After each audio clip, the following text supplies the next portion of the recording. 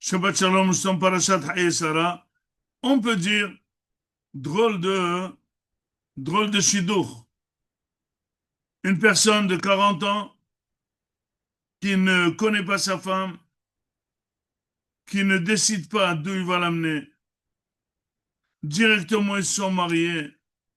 Dis-moi, il y a un minimum de droit de choix de la personne.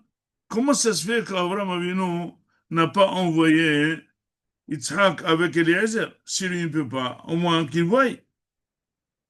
La réponse officielle est c'est que Yitzhak était kadosh, il ne devait pas sortir d'Israël. Bon, c'est une très bonne réponse, mais c'est pas une raison de se marier par Internet. Quel est le fond de ce shidduch? Eh bien, écoutez, tant que les shidduchim marchaient à l'ancienne méthode, il n'y avait pas de divorce. Depuis qu'on a donné le feu vert aux jeunes de décider et qu'il est logique, c'est eux qui décident, les divorces se multiplient. Pourquoi? Tout simplement, hein, les jeunes, et en tout cas tous ceux qui ont divorcé, c'est des gens qui n'étaient pas très bien avertis et ils n'ont pas analysé les données réelles d'entente de mariage. Ils ont plutôt fait attention aux aspects extérieurs, à la beauté et à toutes les manières, etc., etc. Et finalement, il y a un feeling qui se crée et on se marie. Combien d'après vous le coup de foudre peut tenir? Un mois, 2 mois, 3 mois, 6 mois, un an. Mais après, chasser le naturel, il revient au galop. Et là, ça commence à chauffer, ça bat, ça divorce. Donc, Abraham Avinu, il savait très bien, je ne vais pas m'envoyer Yitzhak, qui n'est ni averti, ni expérimenté, pour connaître une fille et décider si elle lui va. Mais non. D'abord, d'abord, quel est le grand un du Shidduch? Le grand un du Shidduch, c'est la famille.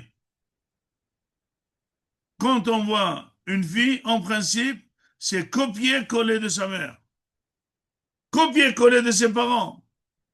Donc, si on connaît que c'est une bonne famille, on peut y aller.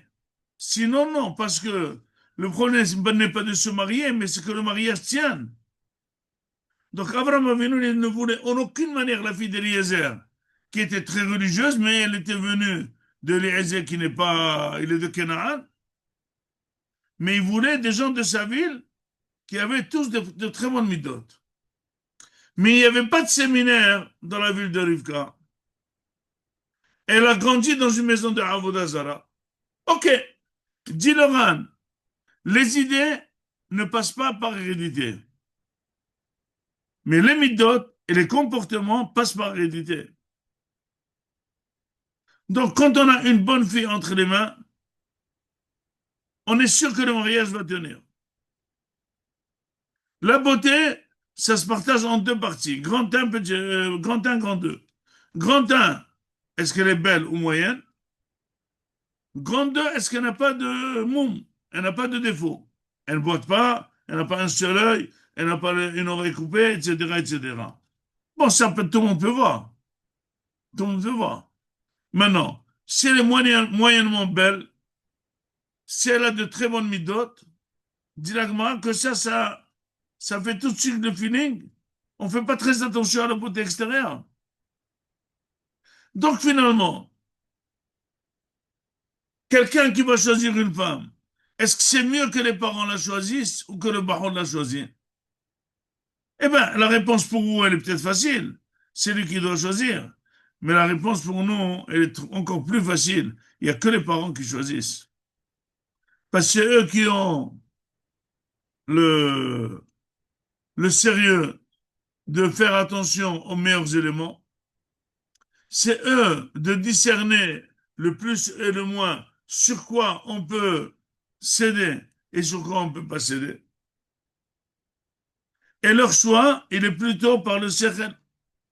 Tout l'aspect du shidduch est de ne pas se lier à une fille en aucune manière avant de la connaître, qu'est-ce qu'elle vaut dans ses midotes et dans sa personnalité.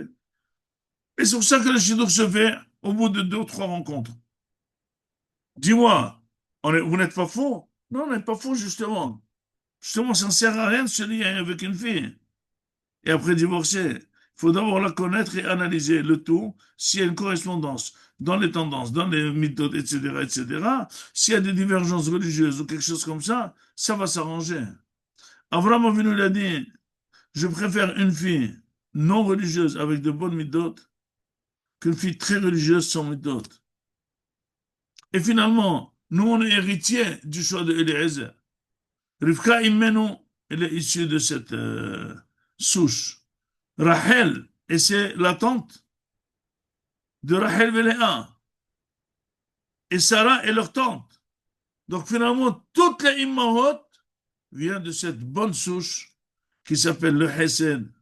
Des gens très bien, des gens qui ont un Akhlasat Orhim inné, et finalement ils sont devenus très religieux, à savoir, ils avaient Ruach HaKodesh, ils sont devenus Immahot.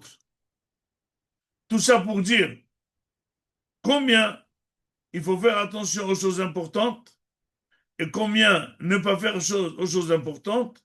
Et si vous pensez que le Shidduch de Yitzhak était jadis, il n'existe plus, Baruch Hashem, Abnei Brak, ça se fait encore comme la méthode d'origine, et c'est des couples qui tiennent jusqu'à 120 ans, avec des enfants, avec des difficultés, avec tout, mais des couples très réussis.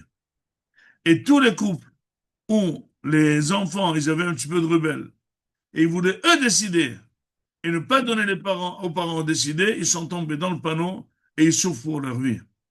Et c'est ça la paracha, et c'est ça ce qu'il faut apprendre. Une femme, le plus important à la tester, c'est par le Hesed. Est-ce qu'elle sait rendre service? Et c'est quoi, c'est rendre service? C'est vraiment être une poire. Eliezer, il lui a dit, je veux boire, et elle lui donner, proposer, tiens à boire à toi, et même à tes chevaux. Mais quelle était la difficulté? Ça, c'est facile de le faire. La difficulté était qu'il était devant un robinet. Ani Yosef al-Ain. Il était sur le fleuve lui-même. Bah, dis-moi, plie-toi et bois. Prends-toi une carafe et donne à boire à tes chevaux. Non, il a demandé un service. Quelqu'un qui ne sent pas que c'est une poire, et il sait rendre service. Tu es à côté de ta femme, tu dis amène-moi un verre d'eau alors que tu es à côté. Tu es à table, tu dis serre-moi le cola. Tu attends 2 secondes. Tu es à côté, sers-toi toi-même. Dis non.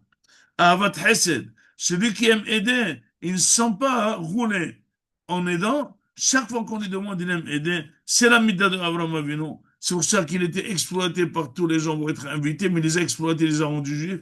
Et c'est ça la midda de Rivka. Et c'est ça la midda de Rachel et Léa. Et c'est ça la midda de Am Israël Gomli Hassadim. Et c'est ça la Gdusha et la Tahara. Et c'est les maisons où il y a la Shrina. Et c'est la maison où il y a la réussite. Et c'est la maison où il y a la bracha. Quand la femme, elle amène les bonnes midot comme Sarah, Rivka, Rachel, Vilea, Yerason, Shenitzke, les Bayit, Kadosh, Vetahor, à nous, à nos enfants et à nos petits-enfants. Amen, Amen. Shabbat Shalom, Mevorach.